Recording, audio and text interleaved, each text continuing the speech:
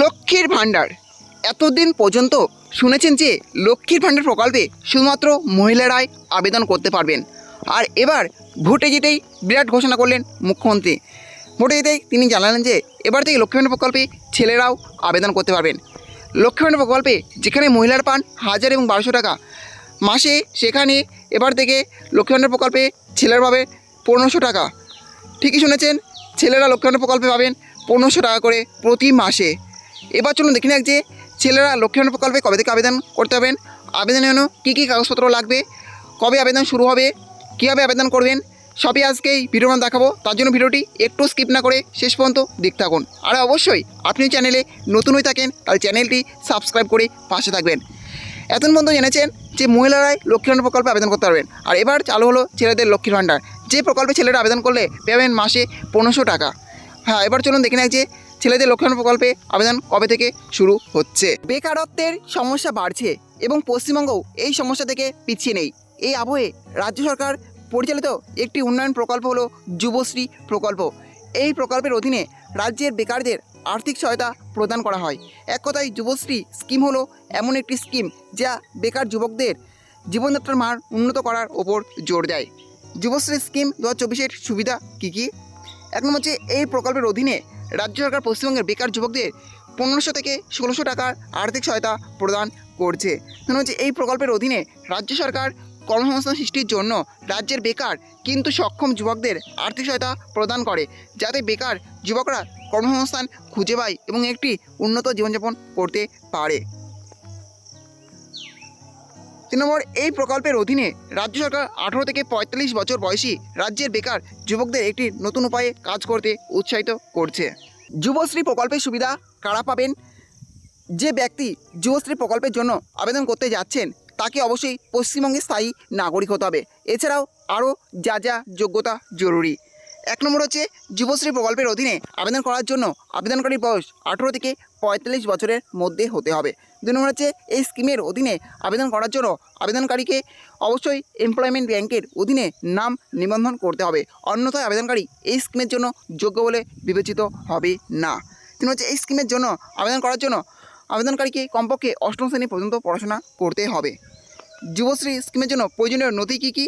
আপনি যদি যুবশ্রী স্কিমের জন্য যোগ্য বলে বিবেচিত হন তবেই আপনি এই স্কিমের জন্য আবেদন করতে পারবেন। যাই হোক, আবেদন করার জন্য আপনাকে নিম্নলিখিত নথিগুলি জমা দিতে হবে।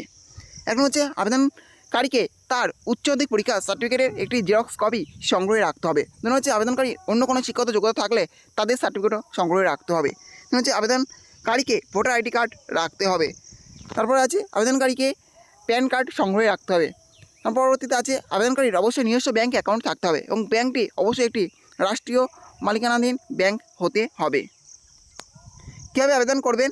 আপনি যুবশ্রী স্কিমের জন্য অনলাইনে আবেদন করতে পারেন। আসলে এই স্কিমে আবেদন করার জন্য 2টি ধাপ অনুসরণ করতে হবে। যাই হোক, আপনি যদি ইতিমধ্যেই এমপ্লয়মেন্ট ব্যাঙ্কে আবেদন করে থাকেন তবে আপনাকে তা করতে হবে না। প্রথম ধাপ এবং হচ্ছে এমপ্লয়মেন্ট ব্যাঙ্কের অফিসিয়াল ওয়েবসাইটে যেতে হবে। অফিসিয়াল ওয়েবসাইট হলো employmentbank.wb.gov.in। হচ্ছে তারপর আপনাকে নিউ এনরোলমেন্ট ক্লিক করতে হবে। আপনি এখানে ক্লিক করলে আবেদনের শর্তাবলী আপনার স্ক্রিনে প্রদর্শিত হবে। হচ্ছে আপনাকে সাবধানে শর্তাবলী পড়ে অ্যাকসেপ্ট করুন এবং কন্টিনিউ করুন। যেমন হচ্ছে কন্টিনিউ চাপার পর আপনার সামনে রেজিস্ট্রেশন ফর্ম খুলবে। প্রশ্ন হচ্ছে প্রয়োজনীয় তথ্য পূরণ করে নিবন্ধন ফর্মটি পূরণ করুন। হচ্ছে ফর্মটি পূরণ হয়ে গেলে সেভ বা সাবমিট বোতামে ক্লিক করুন। 7 নম্বর হচ্ছে এবার একটি নিবন্ধন নম্বর দেখতে পাবেন যা আপনাকে রেকর্ড করতে হবে। 8 নম্বর হচ্ছে এরপর 7 দিনের মধ্যে আপনাকে নিকটস্থ এমপ্লয়মেন্ট এক্সচেঞ্জ অফিসে যেতে হবে এবং প্রয়োজনীয় তথ্য যাচাই করতে হবে।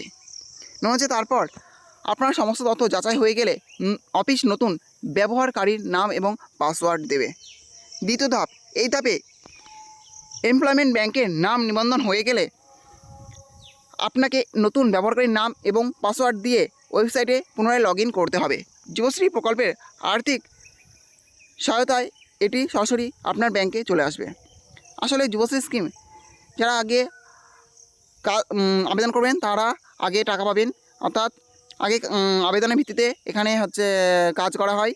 যত তাড়াতাড়ি আবেদন করতে তত তাড়াতাড়ি এই প্রকল্পের সুবিধা হবেন, তাই আপনি তাড়াতাড়ি আবেদন করুন। তাহলে বুঝতে পারলেন রাজ্য সরকার চালু হওয়া ছেলেদের লক্ষ্মীর ভাণ্ডার প্রকল্পটি আসলে যুবশ্রী প্রকল্প। মেয়েরা যেমন অর্থাৎ মহিলারা যেমন লক্ষ্মীর ভাণ্ডার প্রকল্পে মাসে 1000 এবং 1200 টাকা পান, সেরকম ছেলেরাও মাসে পেয়ে যাবেন 1500 থেকে 1600 টাকা। লক্ষ্মীর ভাণ্ডার প্রকল্পের মতোই প্রতি মাসে এই টাকা পেয়ে যাবেন। এটা কিন্তু একটি বিরাট বড় আপডেট। তা সেই বিরাট বড় খুশি খবর যে লক্ষ্মী ভাণ্ডারের মতো ছেলেরাও যুবশ্রী প্রকল্পে টাকা পাবে প্রতি মাসে, যেখানে মেয়েরা পাচ্ছে 1000 টাকা এবং 1200 টাকা, সেখানে ছেলেরা পাবে 1500 টাকা। এই ছিল আজকের আপডেট। ভিডিওটি ভালো লাগে অবশ্যই লাইক শেয়ার কমেন্ট করবেন এবং এই ধরনের নতুন নতুন ভিডিও সবাইকে পাওয়ার জন্য চ্যানেলটা অবশ্যই সাবস্ক্রাইব করে রাখবেন।